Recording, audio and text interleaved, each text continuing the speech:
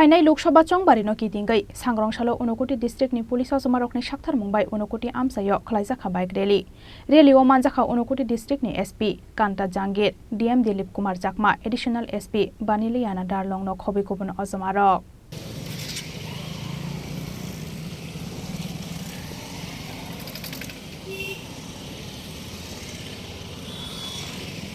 आज हालनि bike rally पेचाथल थानानि बुद्ध मन्दिर बसकांनि सिमि चेंगै उनकोटी डिस्ट्रिक्टनि दालबिदालाहारो रैली खलायमानि यागलो इरानी थाना बसकांगो फायै पायरुइ रोजाखा रैली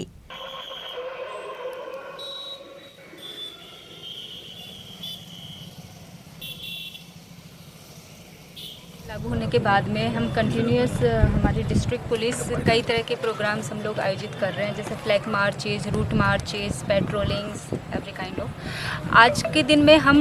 ये बाइक रैली ऑर्गेनाइज कर रहे हैं। इसमें हम यहाँ पे चारतल से शुरू करेंगे, उसके बाद में कुमार घाट, फटिकराय, केलाशर और उसके बाद में ईरानी में इसका स्टॉप होगा। मेन जो एम है हमारा पुलिस विजिबिलिटी को बढ़ाना और कॉन्फिडेंस बिल्ड करना हम लोगों का, और